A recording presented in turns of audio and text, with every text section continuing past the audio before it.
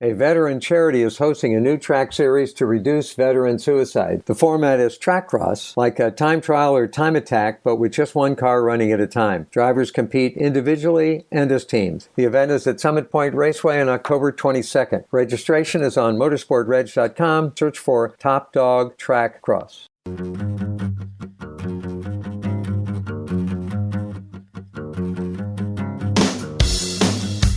Welcome into another edition of New Track Record. Caleb Hatch and Justin Kinney with you. Hello, Justin. Greetings, Caleb. How are you?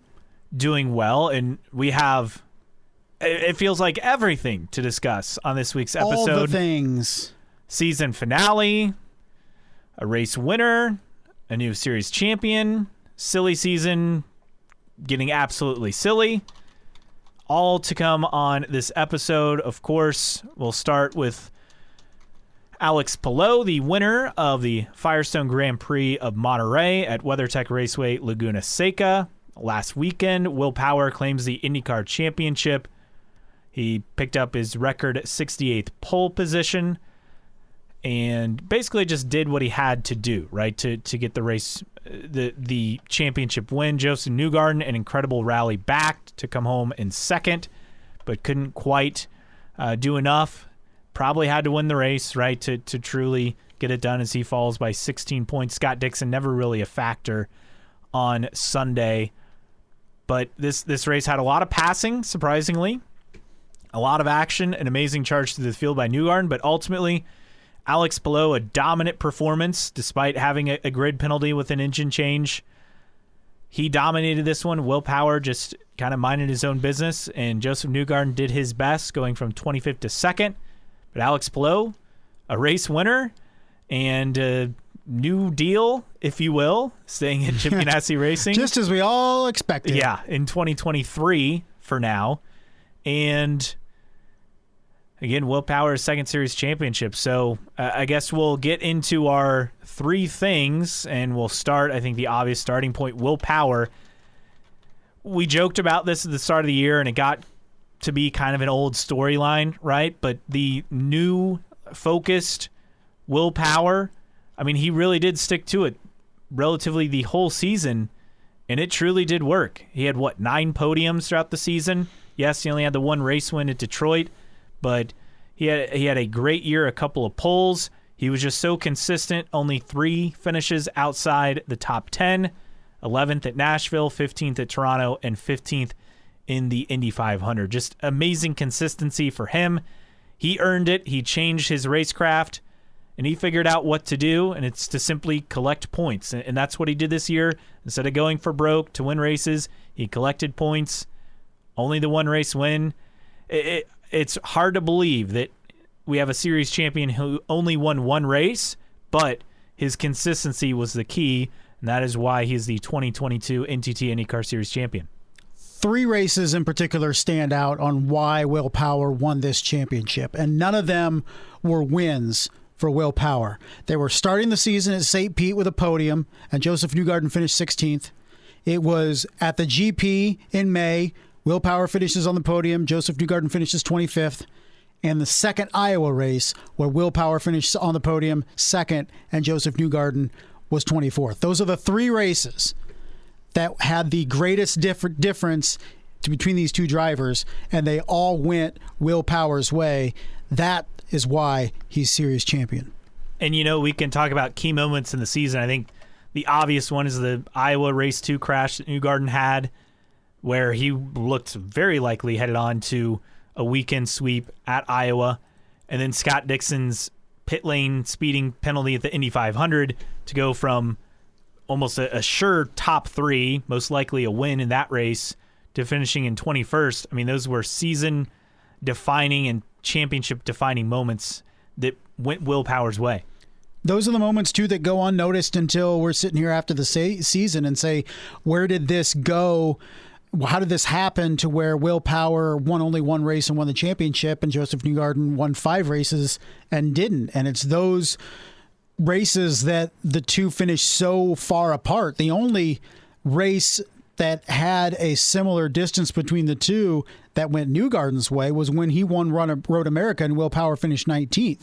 But other than that, Will Power was there blow for blow with Joseph Newgarden, and when Newgarden had issues or got caught up in some trouble, Will Power capitalized, and it's exactly what he had to do. Didn't necessarily need wins, but he needed to finish close to the top of the race to maximize the points difference. It's not on his mind at the time, of course, but you can see the races that stood out: St. Pete, the GP, and Iowa too.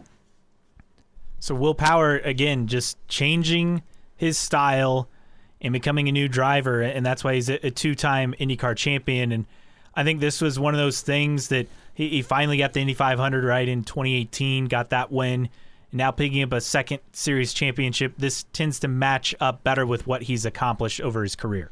Well, and you look at the company now he's in with guys with 2 titles, and it's Joseph Newgarden, and it's Al Unser Jr., and Johnny Rutherford, and Bobby Unser, and Sam Hornish Jr. won 3, which is the next goal to get. But, Tom Sneva won 2, Zanardi won 2, so Jill DeFerrin won 2. So a lot of guys that are respected around this sport have won multiple IndyCar Series championships, and I think it's an additional feather in the cap of Will Power's career to add that second, and really puts him into some rarefied air within the sport. What is your first takeaway from this one? Well, my first takeaway, we'll talk about Joseph Newgarden, and let's talk about the positives first. I mean, his drive through the field was absolutely phenomenal and exciting. I know everybody wants to talk about the past. That's 26 years ago, yet we're still talking about it. But Joseph Newgarden made at least 3 big-time passes in the corkscrew last Sunday. Textbook, exciting passes. And one of them was Romain Grosjean, which was probably the most worrisome part of the race for me, is when Will Power was right ahead of Romain Grosjean. And it's like anything can happen if Grosjean catches Will Power. But, Newgarden was able to pass and scythe his way through the field. It was very impressive.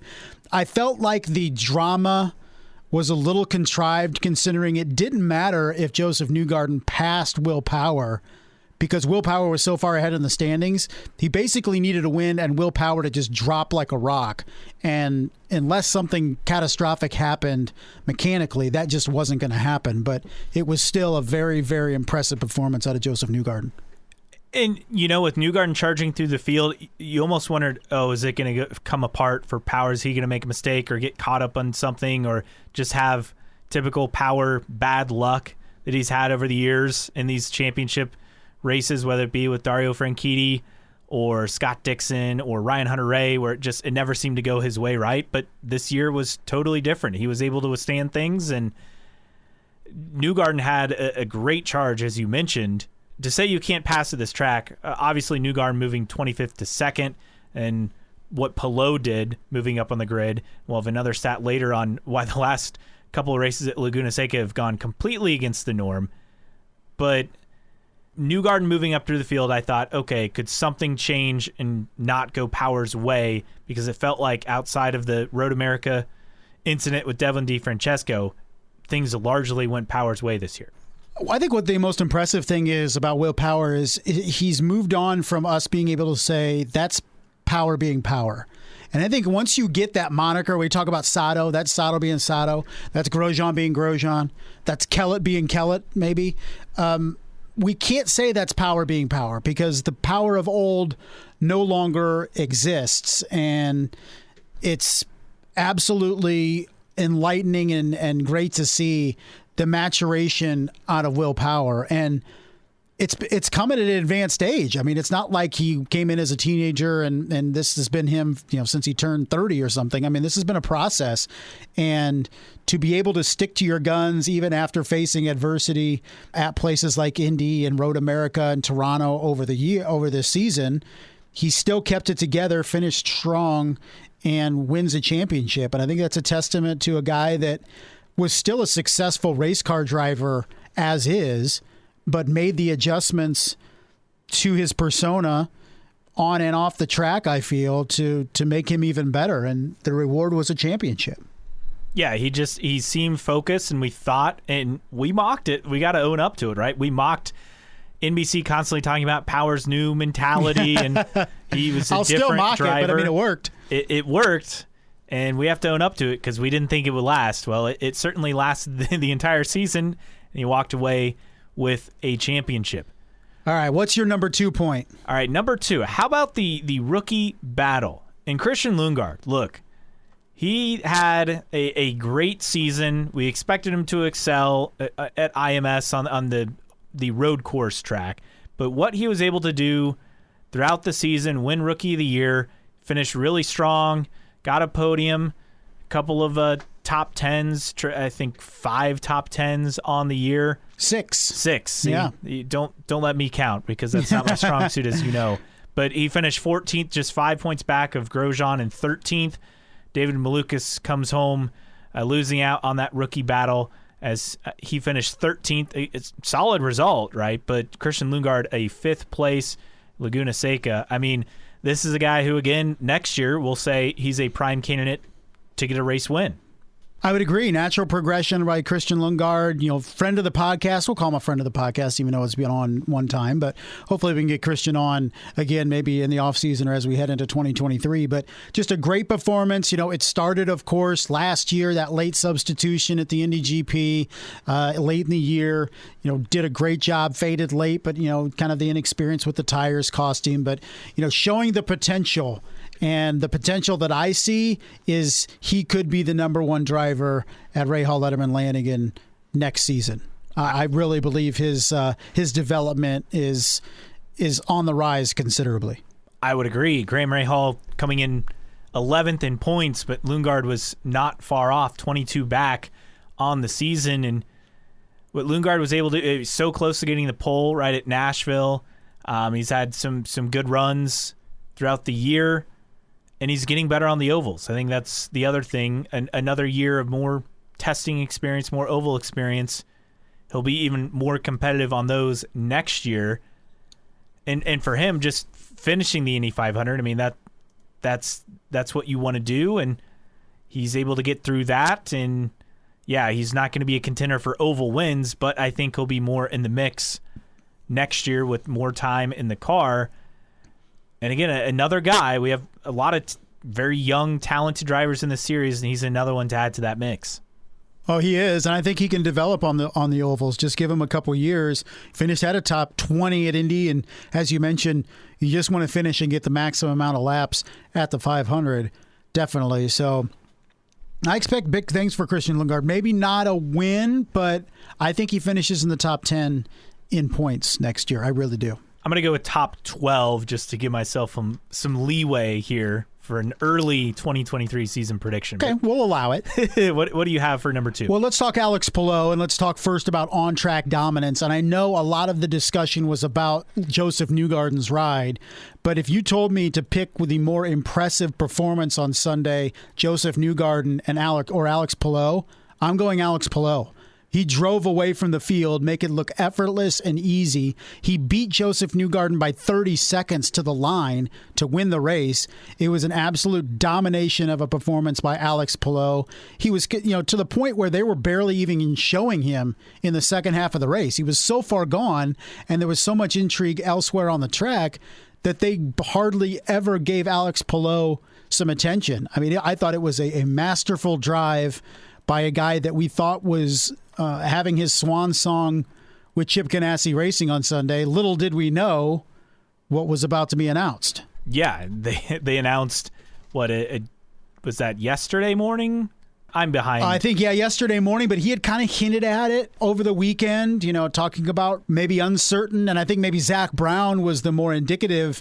And I don't know if he was talking to Marshall Pruitt, but basically said how much they really, really like Felix Rosenqvist and wasn't sure about next year's plans yet or any clarity with Alex Palou. That maybe had been the first kind of hint that maybe Palou was staying. And Ganassi and Palou had some dialogue after the longest time of not talking, and Palou said all the right things over the weekend at Laguna Seca. So it all added up to, I texted you before the announcement came out, I think coming out of Sunday was, I feel like he's going to be back at CGR, right? And yeah, that was kind of the word in the paddock around that weekend, which was just a complete 180 from what we were expecting, just due to everything out there. I think Jenna Fryer tweeted that the asking price for the buyout was like $10 million, and that was half of what it was before, for example. I mean, nobody was going to pay that. Stuff right? changed, yes. Even McLaren, who loves to throw money around. And look, as we get into this aspect, since we're talking about Palou, it's just for next year in the 10 car. Only 2023. He gets to keep his McLaren testing program. In fact, he did the McLaren TPC testing of a previous car program with Pato Award with McLaren and Barcelona at Circuit de Catalunya earlier this week. So as we record Thursday night here in the States, but he gets to keep that opportunity, and everyone is saying, look, Palou is still a 1-year rental with Ganassi, and then he'll be at Aero McLaren SP in 2024. Hey, I'm not counting out any possible scenario. This time last year, we're talking about Alex Palou being the series champion, and he's going to be the new face of Chip Ganassi Racing for the next 10 years. And fast forward to right now, and we're shocked that he's staying at CGR. So I wouldn't be surprised if they somehow work out a long-term deal at CGR. I really don't. Anything's possible at this point. But I think one thing is plain. If you are a driver that can win races and win championships, and Alex Palou has proven both, a team is going to put up with a lot of crap to hang on to you. Yeah. You know what I mean? Yeah, if you win, it's worth it. If you win, people are going to fight for you. Look, I hope Alex Palou fired every single one of his handlers, his people that put him in this situation and this mess. But I'm saying the guy's a series champion. He's a race winner. He's a consistent contender. Finished tied for fourth with Scott McLaughlin in the standings. Of course, McLaughlin gets the nod for fourth with race wins. But if he's not a race winner or and a series champion, he's not getting the benefit of the doubt with CGR. Now, you could also say he's not getting offered multi-millions of dollars from McLaren either, but that's a different discussion. Yes, and I don't know. I still expect him to be gone after this next season. All I'm saying is I don't know what to predict in the world of motorsport anymore. I really don't. Especially what we've seen with Palou, Piastri, and so on and so forth recently. I mean, just been a wild the Herta summer. situation right now. Yeah. Who the hell knows what's going to happen? All right, what's your number 3?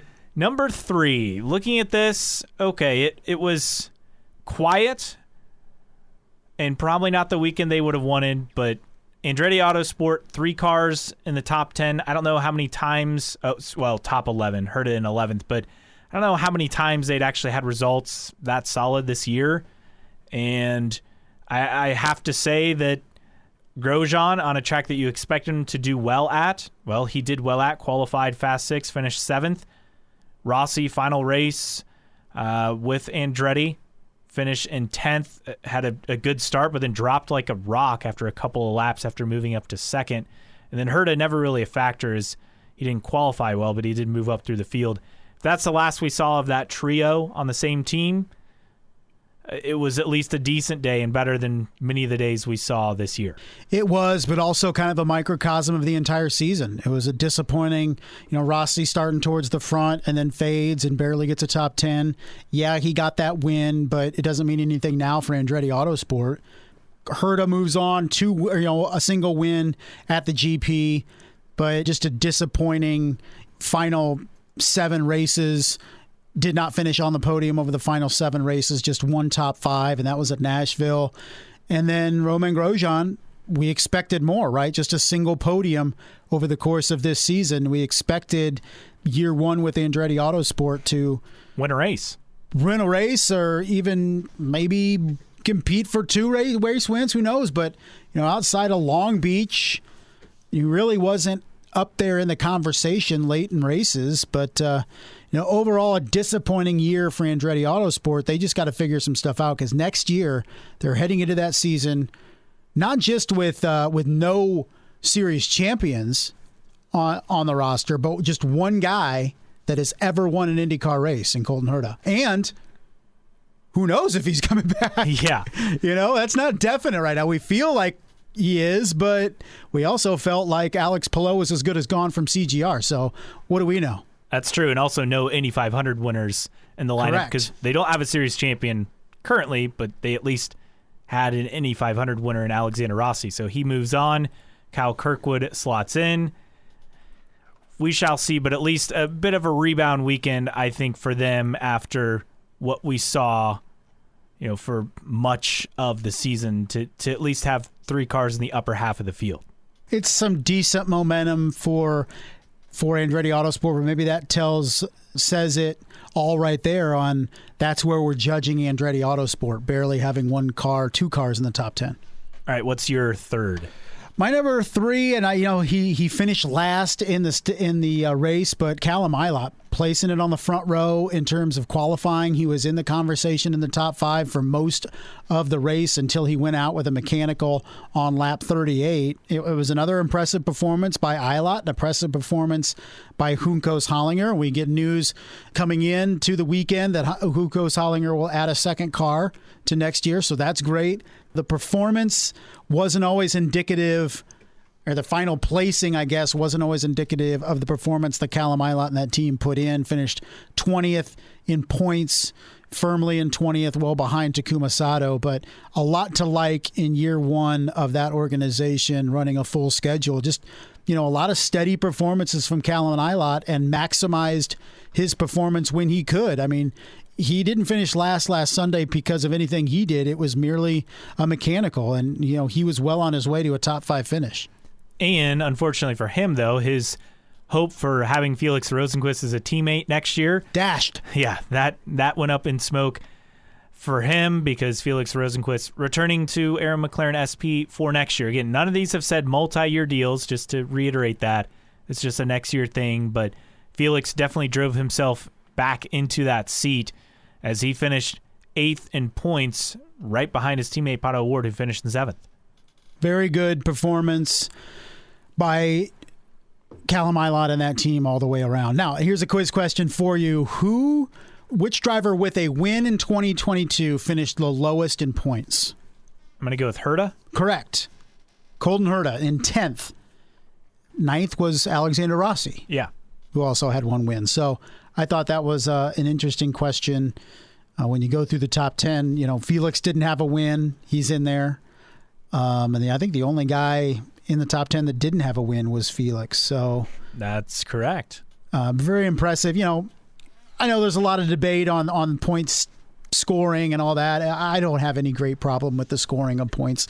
I think consistency is the name of the game across the season, and I think Will Power was a worthy winner.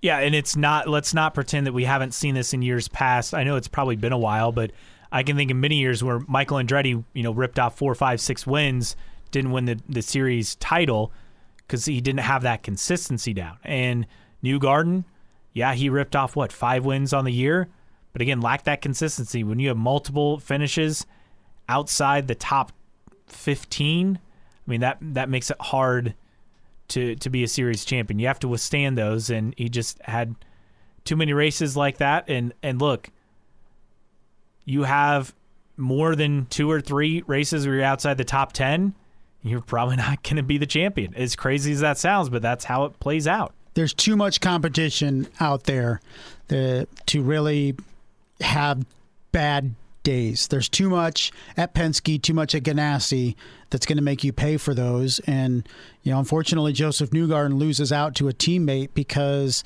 not always his fault, but just a couple bad performances all it took. That is all it took. And again, Will Power, your champion here for 2022. All right. Wraps up our 3 things on Laguna Seca.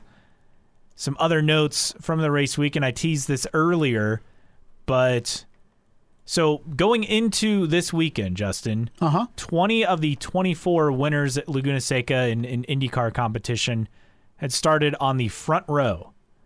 But the last 2 years, they started outside the top 10. This from IndyCar 1909. In 2021, Colton Herta won. Okay, so this is actually slightly modified, so apologize. But as far as season finales go, in 2021, Colton Herta won Long Beach from 14th. Palou won Laguna Seca from 11th. First time since 1956, the consecutive season finales have been won from outside 10th starting spot. That's some deep research there. I like it. Yes, it is. I thought that was interesting, and especially at a place like Laguna Seca where we all think, well, it's if you're not starting on the front row, you're not going to win. Alex Palou proved us wrong and in a big way on Sunday. Drove away from everybody else. Like I said, as impressive as Joseph Newgarden was, I felt Alex Palou was more so. This from Marshall Pruitt. Record set for its last 3 races at Laguna Seca. 361 on-track passes, 286 for position, 26 passes in the top 5, 81 in the top 10. This sometimes you can have a race where a guy drives away from the field, but it's very entertaining. And others, it feels like a snoozer. This was definitely the entertaining variety for me. I felt like it was pretty solid. You told me, as I started the race, that the race for the front necessarily lacked some excitement, but everywhere else in the field there was some entertainment. I felt like it was a very solid finish to the season. Wasn't it exactly the snoozer we expected, as we always do at Laguna Seca? And again, we briefly mentioned it, I think, but Honda with that engine change for Palou, that, yes, the grid penalty, but that clearly worked out in his favor. Yeah, it did. Sometimes those things have a tendency to turn out well, so it was definitely a blessing in disguise. Some other notes from the weekend, and we'll get to silly season stuff in a bit here. Husky chocolate spotted at the track. A lot of media members posting pictures with a bottle of Husky chocolate, so it exists. And it's coming to America. Yes. We need to get some. We do. Absolutely. If someone has access, send it to us, please. It's like chocolate milk? Yes. So it's not like DeBrand's chocolate? No. Oh, okay. Well, no, it's so Husky chocolate, they are like commercial for like ski resorts, for example, where they have huge bags of hot chocolate, like ready mix, essentially. Oh, okay. Gotcha. And then they can serve that at ski resorts. That's kind of my understanding is like their clientele. So it's like Nestle's Quick. Yes. Okay. I think more like that. It's the Nestle's Quick of Europe. Yes. Okay. I guess. I'm not sure. All right.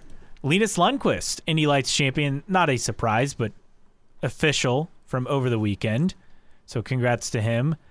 And we'll see if he can move up into IndyCar. That gets into all the silly season silliness that we have going on, is the fact that, well, the Lights champ may not even have an IndyCar ride for next year. Well, we shall see. Hopefully that's not the case. Marshall Pruitt kind of hinted that there could be some full-time opportunities to arise with Linus Lundqvist. Are you ready to talk about TV ratings? You don't sound too excited. Well, it's not great. It's not great. 507,000 viewers. That is not ideal, as they would say. And look, there's some spin on it after the fact because IndyCar was up, 5% or something in their most watched season. It was 4.7%. Yeah. We went into this thinking double digits, right? Was the minimum. Yes. With all of the 13 races on network, you were hoping for at least a 10% jump in ratings. So that last year, you could even get half that. No. Last year, Laguna Seca also on NBC, but later on when it comes to the NFL season. So again, 0.32, 507,000 viewers for this year's Laguna Seca race on NBC. Last year, 0.44, 715,000. That was against week 3 of the NFL season. That helps a little bit. I mean, opening weekend is just get out the way. Yes. Now, up from last year's season finale because it was on NBCSN. Rest in peace. That was at Long Beach. Got 368,000 viewers. So up. Still the highest viewership to date for IndyCar on NBC. Most watched season since 2016. NBC's most watched on record. Again, you mentioned 5%. 2022 season total audience delivery, which includes streaming 1.30 million viewers across NBC, USA Network, Peacock, NBC Sports digital platforms. It's up from 1.24 million last year. Half the season's 16 races delivered a total audience delivery of more than 1 million viewers, highest mark since 2008. Season opener, most watched season opener in 11 years. And most watched non-Indy 500 IndyCar race in 11 years. And then Long Beach is the most watched edition of that. Total audience delivery of 1.08 million viewers as far as on NBC, because that was always buried on NBCSN in the past. Look, I get that up is up and they're touting it, but it's disappointing that we're only talking about, 5%? Not even. And you look at more races on network because they had 5 more races on network compared to last year. Just a 5% increase. Streaming audience, 50,400 on average, 218,800 for the Indy 500. But again, you would expect more. It's just disappointing that that's the number. It was very disappointing. I mean, we used to say on this podcast, up is up. Yeah. And then, up is up, but you expected more up than 4.7%. And goes back to your theory, though, about Indy 500 ratings. If you have a captivating race there, you can get people to kind of hang on a little longer. We saw that last year. And while they had more races on NBC this year, that was, I feel like, the only way that went up, because it was the same number. Obviously, I think it'd be down. I mean, here's the thing with the 507,000 that watched. If you are a major sports entity or a major motorsports entity in this respect, and you barely draw 500,000 people on TV for your season finale race on network, I don't care what it's going up against, that's pathetic. And there's no way to spin it.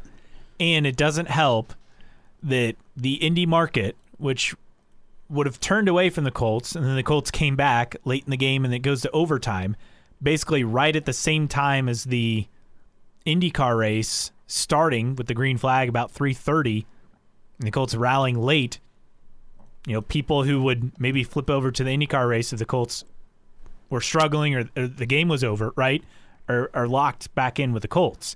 And I get that it's not all about the Indy market, but that's your primary market, and so you need good ratings from that market. And I don't know about the final rating from the Indy market as far as for IndyCar on Sunday.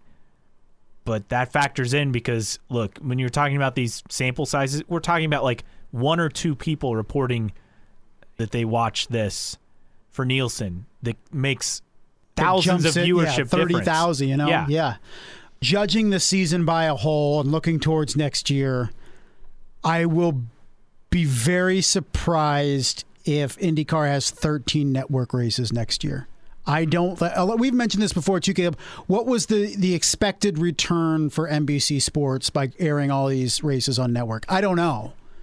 They at least touted, though, that it was up. Right. That's positive. I mean, is it 3% growth? Was it 5% growth? Was it 10% growth? Was it at least they're not losing? I mean, I don't know what the benchmark was for NBC Sports, but for you and me, it's a disappointment only being up 4.7%. And if that pleases NBC Sports, then great. But brace yourself, because if it's not, you're not going to have 13 races on network. You may be watching more than one race on Peacock.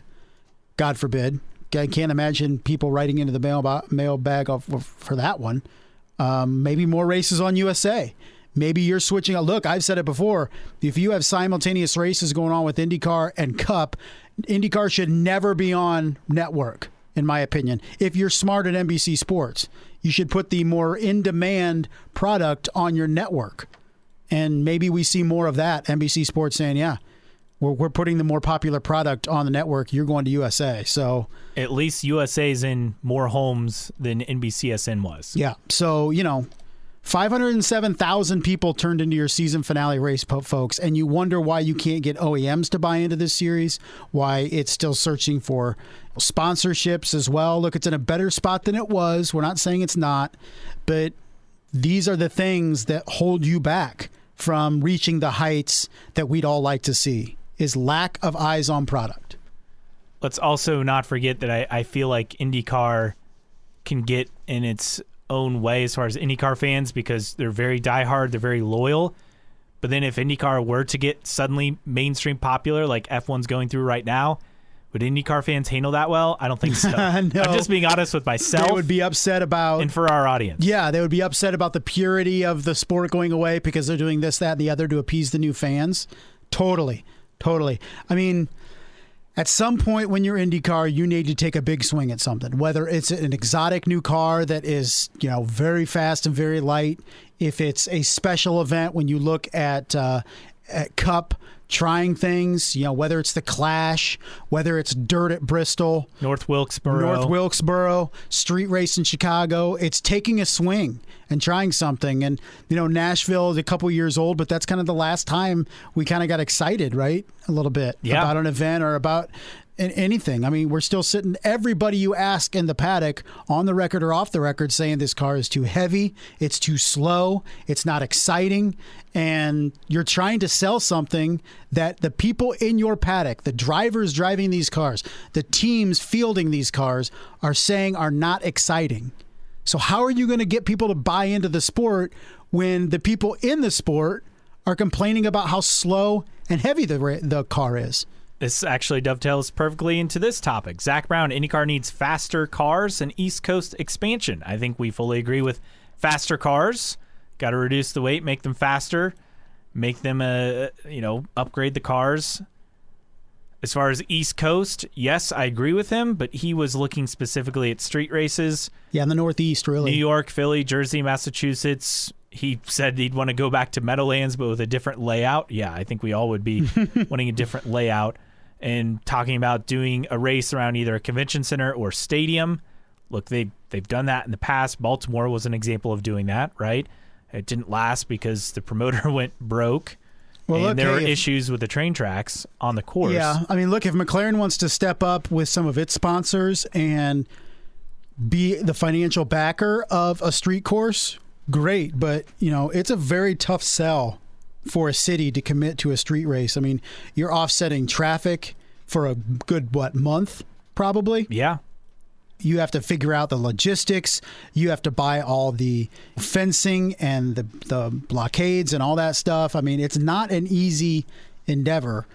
As a guy that covered city council in a mid-level city in Fort Wayne for a couple years, they bicker about every little thing. And then magnify that by 100 in terms of a big city and a big event downtown. It's just so much red tape.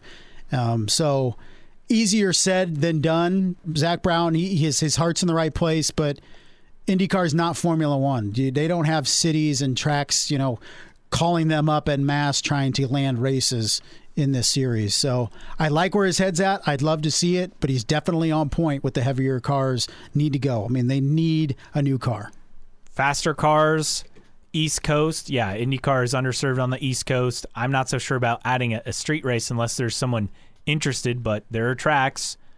Pocono, I get that's controversial. Pocono, Richmond, that was on the schedule, and then the pandemic happened. Watkins Glen, which they've gone to from time to time. These are some of the tracks that would be an option, and we'll see. Other things Zach Brown said as far as he wasn't a fan of international races. He did say Mexico, yes, obviously, but staying in North America. And I think that's key. I think ideally you have a 20-race schedule where you have 16 U.S.-based races, 2 or 3 in Canada, and then the other 1 or 2 in Mexico. Yeah, I mean, that's the perfect schedule, right? But you got to figure out, I'd love to be able to get to 20 and 20 steady races and all that, but it's difficult right now to hold on to 17, that's for sure. Okay, silly season stuff. We mentioned Alex Palou staying in the 10 car with Ganassi for 2023. Felix Rosenqvist staying in the, I'm drawing a blank, 7 car in 2023 with Aaron McLaren SP teaming up with Pato O'Ward again, and then also Alexander Rossi in that 3rd car. Some other things that we got out of the weekend. We expect Jimmy Johnson to at least be back in IndyCar in some capacity. We don't know exactly what that will be. I feel like it's ovals only right now. I feel like it's reduced because that 24 Hours of Le Mans NASCAR Garage 56 project, there's a Cup Series race at Sonoma the same weekend.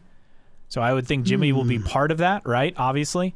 And I think that means that Jimmy will do a limited schedule. I haven't looked up the exact weekend that is. One, we don't have the IndyCar schedule, so it's not like we could compare. We could guess based on when tracks will fall. But Jimmy Johnson says Carvana is back, and I've seen mixed things. I've seen some things say that he could be doing all the races. full season in IndyCar. I've seen reports say that, or Carvana's back for whatever Jimmy wants to do. I'm fine with Jimmy being back. Like, I joke around and I even sent you he brought out a red flag in the gravel at Laguna Seca. But I think he's good for the sport. Bringing Carvana along, the activation they utilize is second to none in IndyCar right now and is the best that I've seen in a long time in the sport. He has all great things to say. He's still, you can say it's unfair, but one of the faces of IndyCar. That's facts. So the longer that Jimmy Johnson is around, the better, I think, for the sport. I know we all moan and groan about his performance or lack thereof at road and street courses, but I'm not going to sit here and tell you he's been in any way bad for the sport. No, absolutely not. Jenna Fryer tweeting, Jimmy said last week, and again, this was last week, so technically 2 weeks ago, he was targeting a full IndyCar schedule. Carvana will back whatever he chooses. I've seen other stuff that says more like he could pick and choose what he wants to do. We shall see. Also, Henry Malukas says David Malukas will be back with Coyne and HMD in 2023, so that clarifies that, which I think how silly season is played out with those other seats, I think that's a given, right? I don't think he's going anywhere. Sure, I agree. Obviously, there aren't open seats, and unless Herta goes to F1, opening up a seat in Andretti, I don't think there's an option, and who knows who they would get in that scenario. As far as the ladder series, F1 feeder series Americas, says we could have 20 cars and lights next year. Growth at HMD, Andretti, Able and Force Indy, Cape Motorsports, and Legacy coming in. Planned return of Juncos. So I wasn't sure on that as far as Juncos, but they're planning to be back in lights next year. So that factors into it as well. Then we get to another Indy Lights announcement. Josh Green, friend of the show. He'll be with HMD in lights next year. Yeah, we'll have to have him on. Absolutely. So that's pretty exciting stuff. Glad he was able to make the move up. And again, we're seeing this more and more of guys moving up quicker up the ladder. Now, he didn't do this because he raced in Indy Pro 2000 just for this one season, right? But we've seen guys like Jagger Jones go from USF 2000 to lights, and that seems to be more common than you would think. But good to see Josh Green moving up to lights for next year. Continuing on with silly season stuff, Kyle Busch announced to Richard Childress Racing and NASCAR as far as the Indy 500 goes. That's in the deal. If he wants to run the Indy 500, Chevy teams call me, he smiled and said. His family's okay with it. That piece wasn't a priority in any negotiations. So it's something to keep in mind. I don't know what becomes of that. Well, you had a tip from IndyCar Deep Throat regarding that, correct? Yes, IndyCar Deep Throat saying that 2024, fourth car with McLaren, and a lot of people speculating that, and Nathan Brown of the Indy Star saying Zach Brown, head of Aero McLaren SP, on Sunday. We haven't decided if we'd run a fourth car in the Indy 500 long term, as in full time. I don't think so, but we haven't ruled that out. So something to keep in mind as far as the future there. Look, I mean, Zach Brown wants to make a splash at any time. We've seen it in his tactics in trying to get other talent in IndyCar to jump. Having another car run for Kyle Busch is right up McLaren's alley and Zach Brown's alley. If I had to give you a leader in the clubhouse to make that happen, Chevy team, McLaren, it's a no-brainer. Yeah, I would agree, and that's the splash. You don't think he's going to be with Penske, but source telling IndyCar Deep Throat, Zach and Richard, is in Zach Brown, Richard Childress, will make an agreement for 2024 for the Indy 500, saying do not see it happening with Penske, which, again, I wouldn't either, to be honest. Makes me wonder if he would do the double or just sit out the Coke 600. I mean, how's that work in Cup? Do you have to race?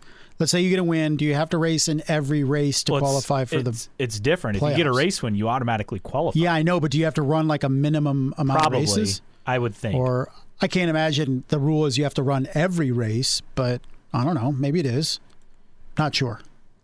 Other notes, in fact, I think that wraps up the silly season portion, right? I mean, Colton Herta is set to maybe do a test with Alpine next week at Hungaroring. We're still waiting on the super license ruling, plus IndyCar Deep Throat saying that Haas is also interested in Herta. Very interested. So that's another team to keep in mind. That's what, half the paddock, it feels like. I mean, it's 3 teams. Yeah. Obviously, AlphaTauri, Alpine, and Haas. I mean, all indications were last week that the FIA was going to say no, but we still don't have a ruling. So if that was the decision, why isn't it being announced yet? So, until that's official, we're left wondering. And it doesn't seem like we'll get an answer. We were told, by the end of the month? But at some point, if he's going to run an F1, he's going to have to start running FP1s to get the super license points because you don't get any for a test. And I have to think that the answer is going to come out between now and Singapore in 2 weeks. Yes. So this is right around the time they're gonna announce this thing, if it was indeed by the end of the month. The Singapore GP, FP1 is on the 30th. Then we get to the schedule stuff. So the IndyCar schedule should be released in the next 1 to 2 weeks, that according to Marshall Pruitt on the mailbag, racer.com. But we have some clarity. The NASCAR IndyCar triple header returns to the IMS road course in 2023, August 11th through 13th. So one would assume that the IndyCar race would be August 12th because it's usually a Friday, Saturday, Sunday weekend, so they'll run on the road course. Then Texas Motor Speedway is back, multi-year agreement. Yeah, buddy. That is the key. IndyCar will pair up with trucks again like they used to. It'll be April 1st and 2nd for IndyCar. I haven't looked. Is that a Saturday, Sunday, or a... What is the date? April 1st and 2nd. April 1st and 2nd of 2023. Is that what we're talking about? Yeah, it looks like a Saturday, Sunday. It does, Saturday, Sunday, so put, IndyCar back on Sunday. Positive of that, though, that would mean IndyCar would not be competing against March Madness because wouldn't the Final Four be the Saturday and Monday? I don't know. I thought it was the second week of weekend now with Final Four. I'm not sure. I don't know. Because usually they're competing in the NCAA tournament with that race. So, yes, April 1st and 3rd. So that's a positive. And it is, ironically, in Houston, so not too far away. Ooh. You love Houston. I like Houston. I'm just saying, a lot of fans are going to be going to the Final Four, that's for sure. True, but at least they're not directly competing.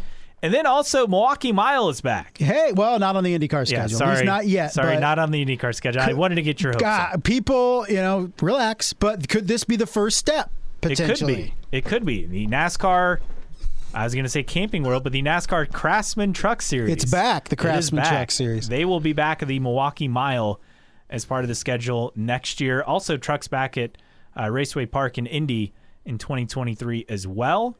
So all that to say, this is good. IndyCar has their Prix Indy 500 Oval. They keep Texas on the schedule.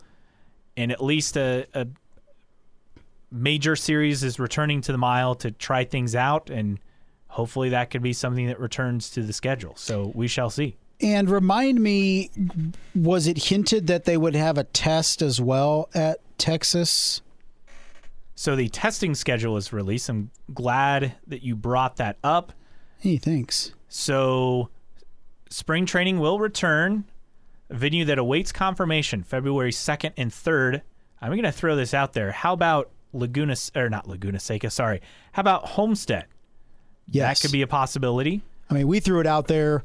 I don't know what kind of condition the road course is in for IndyCars, but, you could configure it one day with the oval, one day with the road course. So they'll have the IMS test April 20th and 21st, and then Laguna Seca September 7th. You got to remember there's a new track service, so that'll be right before that weekend, same time slot as it was this year as far as the race weekend at Laguna Seca, but they'll have the test for the new track service. So that plays into it. So that's a look at the testing schedule, and again, I'm guessing Homestead, in fact, IndyCar Deep Throat, who's been throwing Homestead around for a while, and I'm like, okay, is this really going to happen? I mean, I hope it does, but Homestead, again, another mention as far as the schedule goes in the future. On the downside, Deep Throat saying next year could be it for Gateway.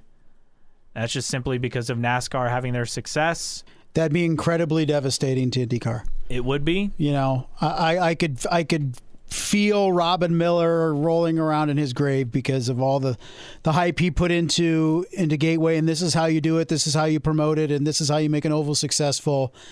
Could it be gone? That would be mind-boggling.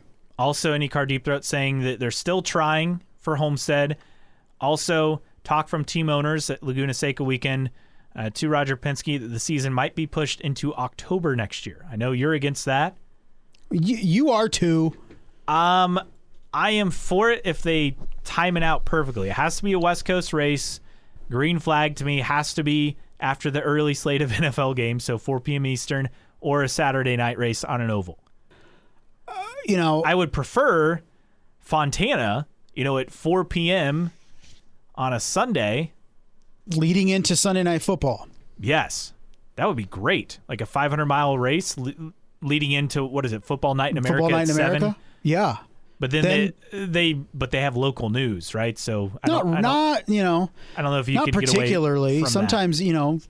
Somebody don't have local. I mean, 15. I'm gonna say 15 because it's local. CBS and Fox don't have local news necessarily. If you have the 4:25 game, you're not running news. Like CBS goes right into 60 Minutes and stuff. They don't run news. That's true. So that's what I would shoot for. But, I know people are going to groan out there at this comment, why are you hosting a podcast and talking so much about it? Once football starts, I have so much going on. I only have a limited amount of time to sit my butt in front of the TV. And this time of year, football is priority for me. Well, and you're not just watching NFL, like we're talking like your job. Yeah, they're talking like the job. To be clear. It's early in the season, so I have not soured yet on the Chicago Bears. So I'm still watching the Chicago Bears every Sunday. I'm coming off a day on Saturday of watching college football as much as possible. And then Friday, actually covering high school football games. And now, you and I talking in the mornings for 2 hours on the radio about all things sports. That includes heavy football. And that didn't even factor in the fact that I have a family at home and expecting a kid in the next couple months and dealing with all that and a 12-year-old and a wife. And it's a lot, folks. And in the summer, in the spring, don't care about the NBA. The Reds are terrible, so I lose interest in baseball. IndyCar's it. But once you get into the fall with everything else going on, it's tough to prioritize IndyCar. And I'm one of those guys that loves the fact that IndyCar is out the way by the time you get into week 2, week 3, week 4 of the NFL season. Start the season earlier. I'm all for it. But, man, into October, that's tough. I mean, if you wrap up Labor Day weekend, I'm fine with that if you're starting in mid to late February. Yeah. The week after Daytona should be the first race in a perfect world. I would agree with that. I'd love for them to run into October, but I mentioned those specific conditions, and that's just simply not going to work out in my favor. I'm not dumb.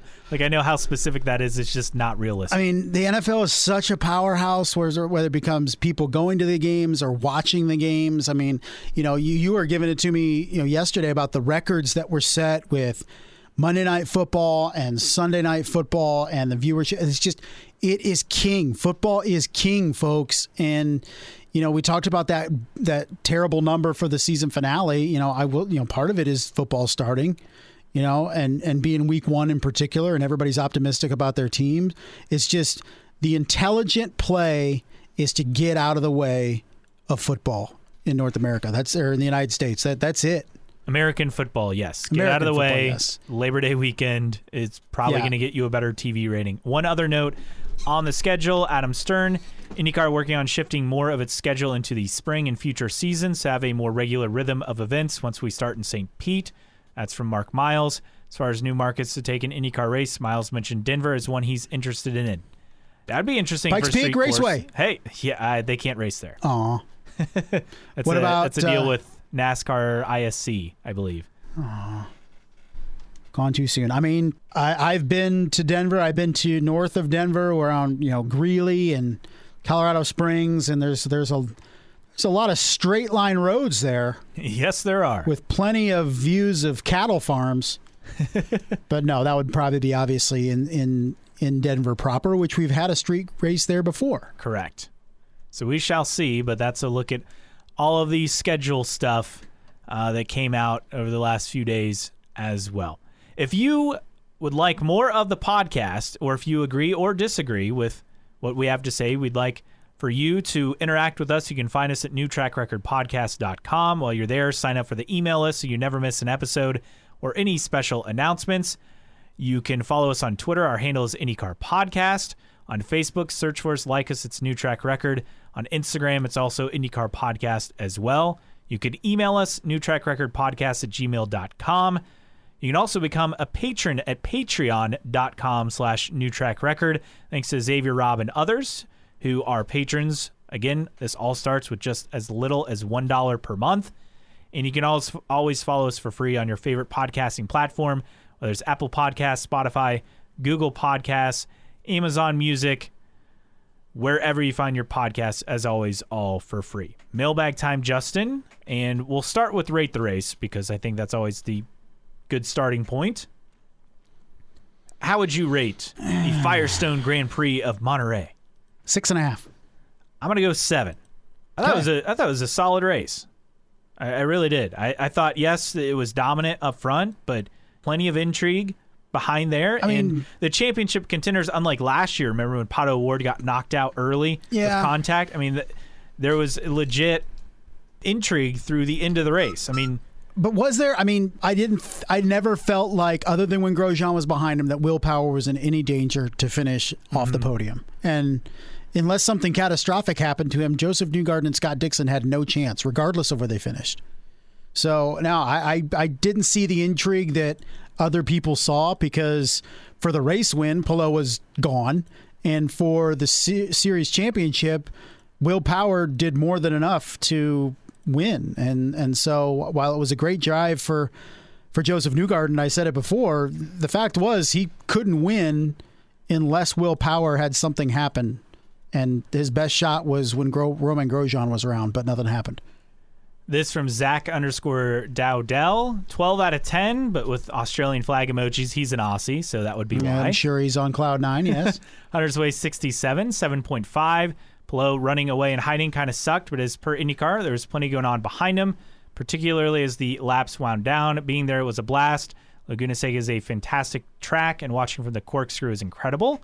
Our boots on the ground this weekend. Yeah, he had some pretty cool pictures that he posted as well that I saw from Facebook. Jeremy from HBG Racing got a 6, drama an 8, add 20 points for Chip Ganassi lurking the post-race interview like an overstuffed Bela Lugosi. That's pretty funny. Continuing on, P. Gaynor 14, give it a 9. Felt like a heavyweight championship fight. Top 10, really meaty with all race winners. And Rookie of the Year, great race. Zaxi 8771, I'll give it a 7. Good passing, wasn't boring, wasn't as much intrigue as there might have seemed. Happy for Power, but his championship never seemed particularly in jeopardy. So always worth a watch of this track. Hope the repave doesn't ruin it. Yeah, I don't know what to expect with the repave. I mean, agree. It'll make it faster, right? Because there's more grip, but does that also mean that the tires don't fall off as fast and it's harder to pass? I don't know. I really don't. I'm not an expert. I feel like if it makes him faster, that means Alex Palou will just win by a minute next year. Yeah, quite possibly. Vicky Lynn 26 gave it a 9.5. Will wins the championship. Joseph's passes in the corkscrew, charging to second place finish. Palou in a class by himself, despite everything going on. Only thing was the yellow and the still inconsistent timing. I get it, but they need to make a decision and stick to it. I don't know how we didn't get to it. I was very annoyed. I tweeted my thoughts. And I saw stuff back and forth as far as local yellows and full course yellows. Someone responded to the tweet I had talking about it, saying, I essentially said, look, if you're going to claim to say safety is paramount, you can't delay. And I guess they said local yellow on the radio and then eventually went full course. But when you have a car stopped in that position, as Callum Ilott was, I don't see how you can't immediately go full course caution. He was right at the exit of pit lane. Yeah. And coming around a corner on track. It seemed very unsafe. I've said it before. They're going to continue to do this. fair play, make sure everybody gets to pit until something devastating happens. And as we've mentioned, why do you have to close the pits? You could go full course caution, but have people maintain pit lane speed, right, on pit lane, and then you exit. And I get it's tough with the transponders and figuring out, the order. They already have issues with that now, right? So it's nothing new. Yeah, I just I've come to expect it at this point, and it's going to be par for the course until something bad happens. Bill Hesse says, all things considered, I'm going 10. Wow. Dang. Race had a story. It had drama. It had passing, bumping. Kudos to NBC Booth. Thought they did a good job keeping it exciting. Thought it was very enjoyable. I thought it was a good race. I don't know if I'd give it a 10, but hey, to each his own. If you liked it, great. That's great. Poet Shevchenko, on principle, it's got to be a 1 because of race control endangering one of the drivers again. The racing itself would probably be a 6.5. Didn't feel like it had as much action as Portland in spite of drivers hanging loose. Maybe the repave will actually improve next year's race. We shall see. Hunter J. Smith 03, 8.5. Broadcast gave it the beans. I hope this race feels as heavy to watch as the Paul Page era races have when going back to watch them. Maybe. It was similar in the fact that there was a dominant winner. Right. That feels pretty common for the golden era of kart. We always forget that. Big D Kart says solid 8, competitive, yet not chaotic. Mario passing the torch made the race. Transocean Trojan says 8.5. About as exciting a race could be when a driver has a 30-second lead up front. Joseph charging through the field and a little bit of championship intrigue. Raised the rating, lots of passing through the field. I rate everyone crying about the yellow situation a 1, though. Wow. Yeah, you. Yeah, me. Tyler _Allen gave it a 6. Playing Spades, 6 for racing, -3 for Willpower Championship, 4 out of 10 overall. And then Run _Mark_Run, 6 for racing, 1 for timing. You can't put the season finale during NFL opening week. Yeah, correct. We saw that play out in the TV rating. I hate to say it, but yes. You can't do it. All right, comments on Palou returning to Ganassi. Transocean Trojan said, one of the most trivial sagas I've ever seen doesn't even end with him switching teams. Poet Shevchenko, he's not going to be able to live this down on the internet for a while. Bill Hesse says, to me, the weirdest angle to this whole silly season is you have 3 IndyCar drivers talking F1 seats and testing. They got to know that all of them aren't going to F1, right? Right? Yeah, we'll be lucky if one of them does. Or unlucky, depending on how you look at it. The beauty of it is the revolving seat game in Formula One means you may only have to wait a couple years. That's true. I mean, it's they dangle that. That's why they have test drivers. That's why they have reserve drivers. Like, they dangle that F1 seat like it's, some coveted rare gem. With only 20 seats, I get it. But you can get a lot of guys that buy into it, that think they have a shot, that ended up, spit out at the end without ever sitting in an F1 seat, let alone riding in an driving in an FP1 or starting in a Grand Prix. These replies on Felix Rosenqvist returning. NK Harden. Wait, did this all just get resolved amicably? We wanted chaos. Yes, we did. I mean, we had amicably, maybe, I guess. Probably, maybe, I guess. But, behind the scenes, who knows what that looks like. Poet Shevchenko, we will have Rinus VK, Linus Lundqvist, Felix Rosenqvist, and Christian Lundgaard all in the same field at once. I really wish we had Paul Tracy back in the TV booth to try and sort all that out. That's funny. Oh, man. Love it. That would be, yeah. I wonder what nicknames he'd come up with some of these drivers, since obviously he gave us the gift that is Santucci. He did. So that's a look at the mailbag.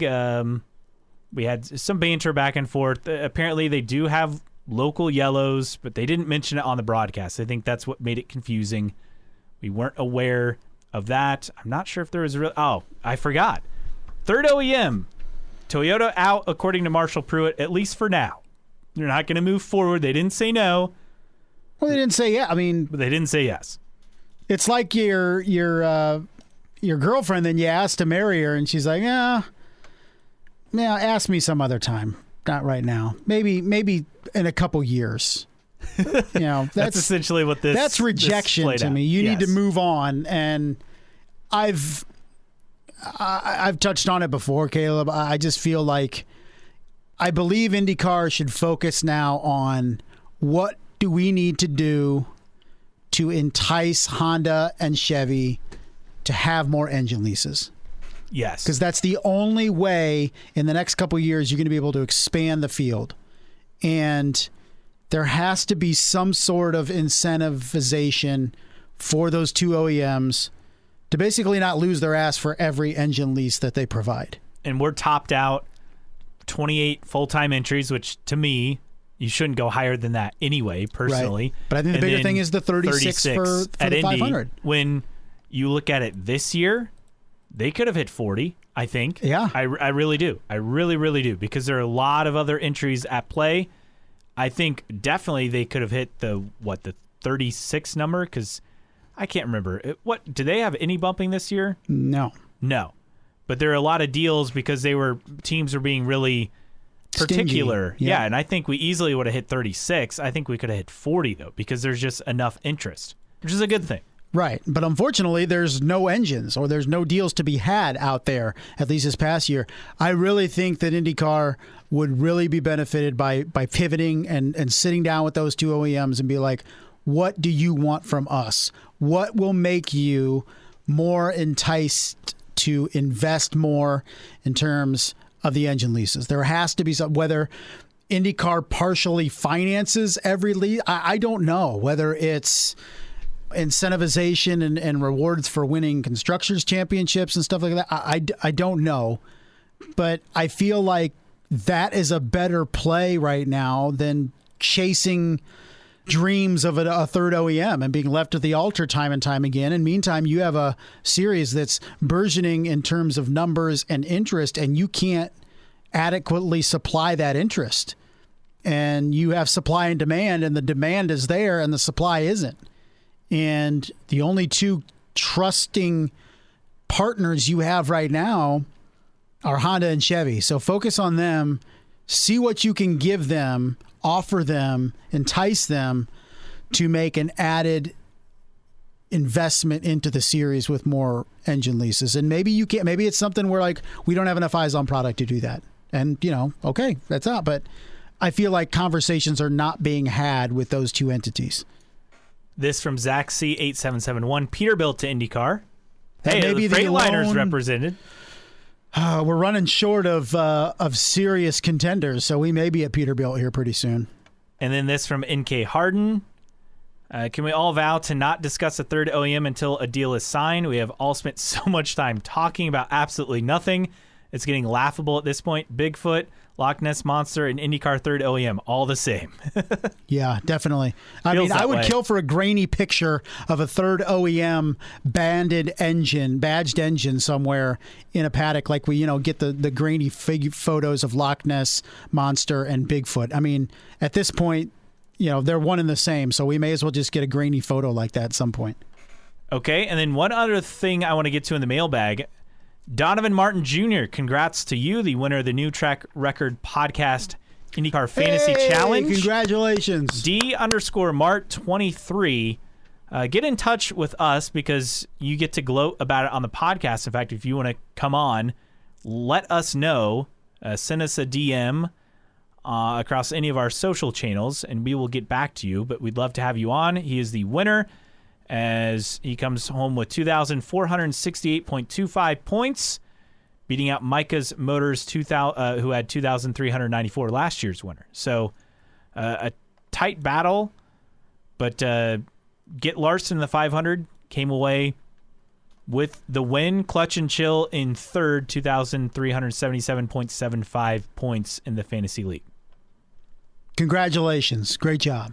Good work for you, and I think that wraps up the mailbag. And we're welcoming in a special guest. It is Robert Hess of the Disabled Veterans Empowerment Network. Robert, thanks for coming on.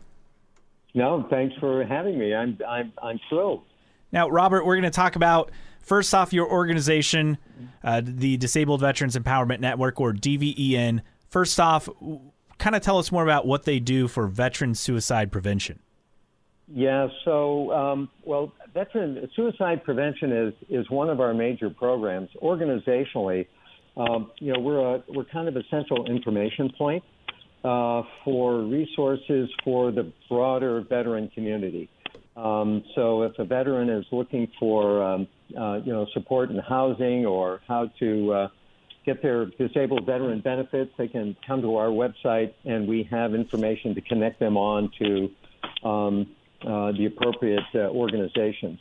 But veteran suicide prevention is one of our big programs, and I don't know if any of the listeners are American Legion members, but I am. My post is 43 out here in Hollywood.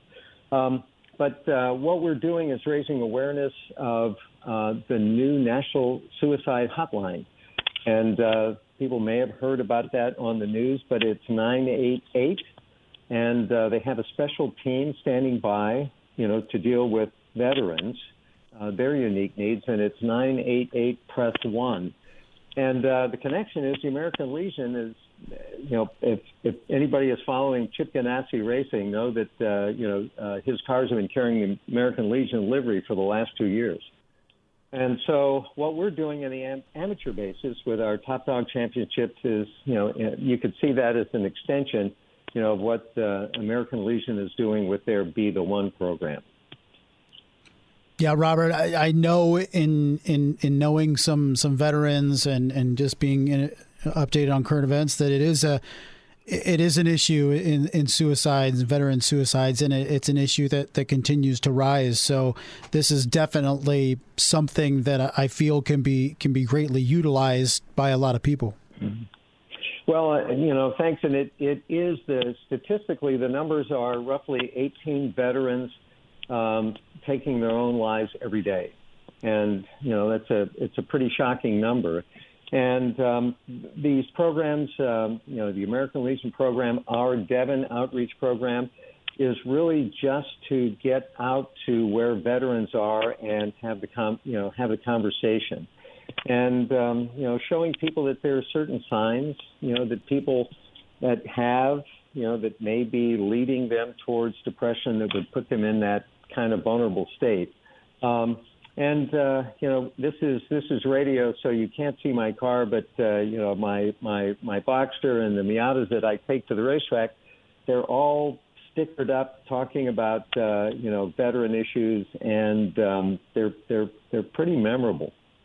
So the nice thing is, I'm meeting a lot of veterans just driving through town. They see the car and they beep the horn and wave. So anyway, it is a big problem, and there are a lot of organizations working in this field, and where we're trying to make a difference is with the amateur motorsports community. Now, Robert, you briefly mentioned it, and we'll get into it now. The Top Dog Championships. What is it?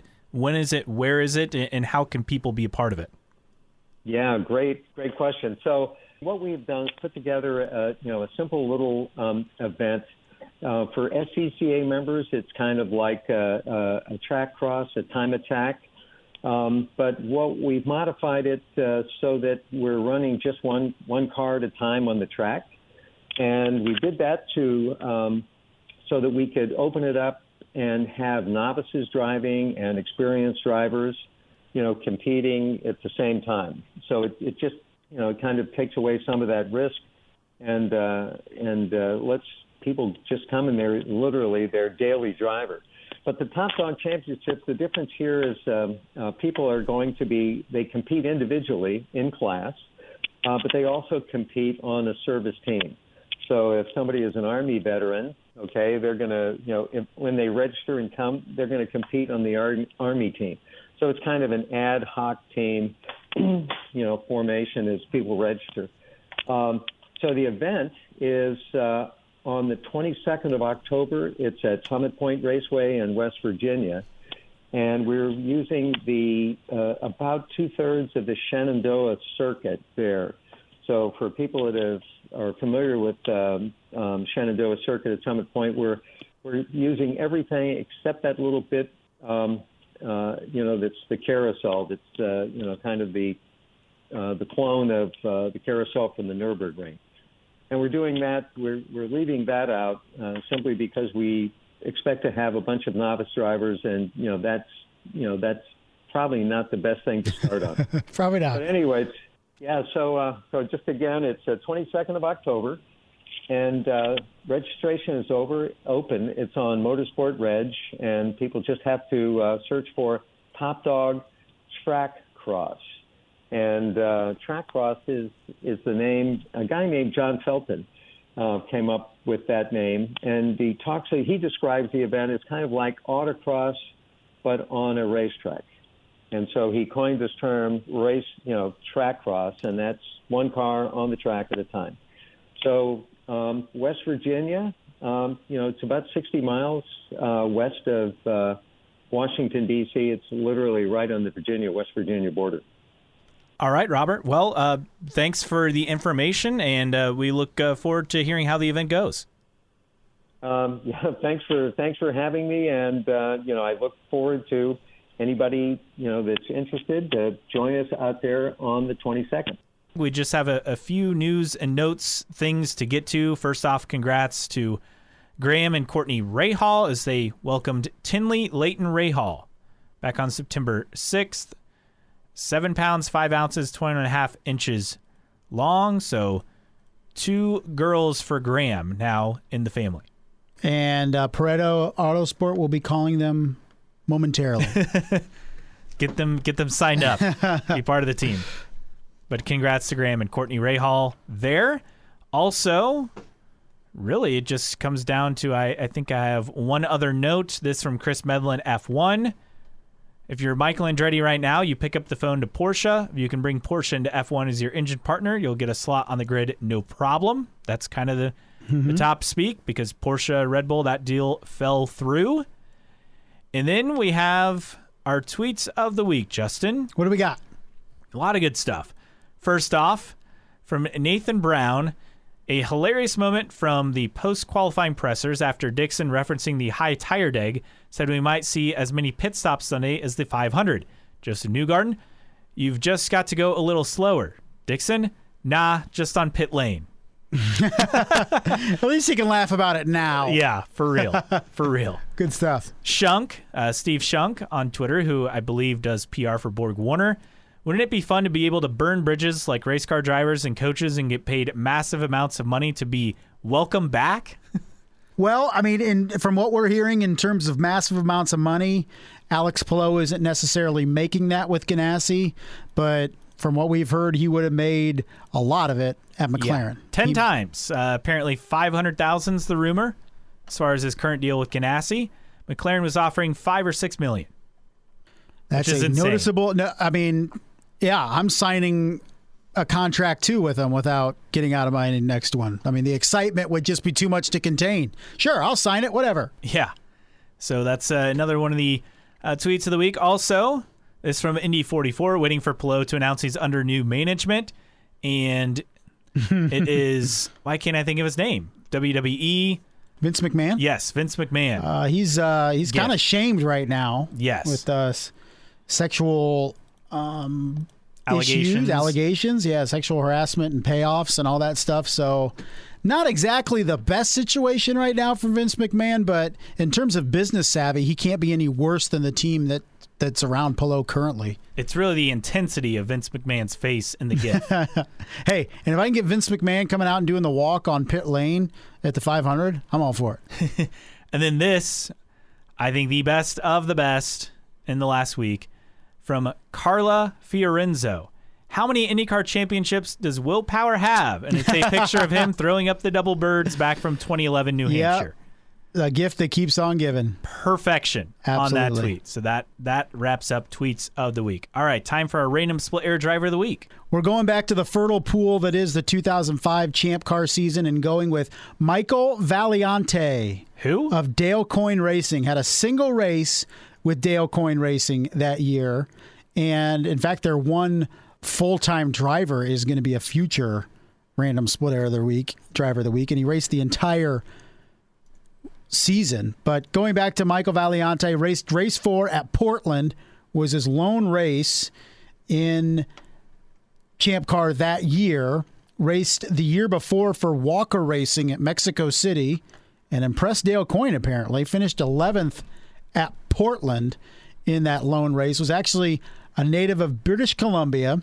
Let's see. He raced in the Atlantics for 3 years with Lynx Racing, finished second and third in the championship, second in 2002, third in 2003, and then got 2 races, a chance with Walker Racing in Mexico City in 04, Dale Coyne Racing in 05. Also got some action in the Busch Series with Chip Ganassi Racing in 2007 and raced the race at Circuit de Villeneuve in Montreal. But his claim to fame is racing in the 24 Hours of Daytona and IMSA, raced for several years with one Michael Shank Racing. Oh. Yeah. So he, in 2009, was teammates with A.J. Allmendinger, same in 2010. In 2012, he was teammates with Marco Andretti and Ryan Hunter-Reay with Starworks Motorsport. Looking at everything else, he was in the Rolex Sports Car Series, America Le Mans, drove for Michael Shank, as I said, in 2013.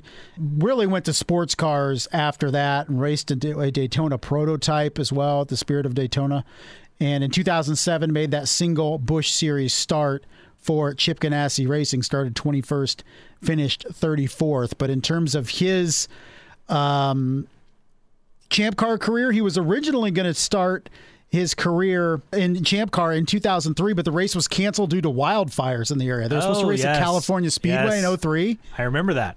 So he was supposed to race that race in 2003, but didn't make his first appearance in Champ Car till the next year in Mexico City. He was then that one-off for Dale Coyne at Portland and was not able to secure a full-time ride in the series after that due to his lack of financial backing. So a guy that came through in Atlantics, looked pretty solid there, but then just 2 appearances, 2 race starts in the Champ Car World Series, and then headed to sports cars. But that is this week's Random Split Era Driver of the Week, Mr. Michael Valiante.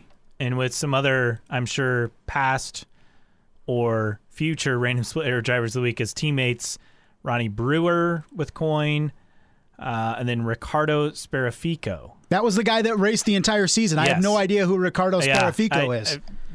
I mean, usually we have to go with guys that, partial season or a couple races. That dude raced the whole year, and I have no idea Never who heard he is. of him. Yep. I'll be honest, I don't think I was plugged into Champ Car in 2005. I was plugged into kart a couple years earlier, but then I think by that point I was mostly just watching, at the time, what was the IRL. Indie Racing League, not in real life, for our Gen Z listeners, to be clear. Right. Well, Roger Penske still at times calls it the RL, so. Yeah, that's true. Drives everyone wild every time, too. And rightfully so. Hey, he's the owner. He can call it whatever the hell he wants. True. It's his series. He can do that and get away with it. Yep. All right. Well, that wraps up this episode. Next week, we are fully into the off-season. Hard to believe. It'll be the first off-season edition as far as post-2022 season for IndyCar. That is next week. I'm sure we'll have some announcements come down here and there, and we'll cover it all next week. For Justin Kinney, I'm Caleb Hatch. Thanks for joining us on another edition of New Track Record Podcast. A veteran charity is hosting a new track series to reduce veteran suicide. The format is track cross, like a time trial or time attack, but with just one car running at a time. Drivers compete individually and as teams. The event is at Summit Point Raceway on October 22nd. Registration is on motorsportreg.com. Search for Top Dog Track Cross. Podcasts by Federated Media.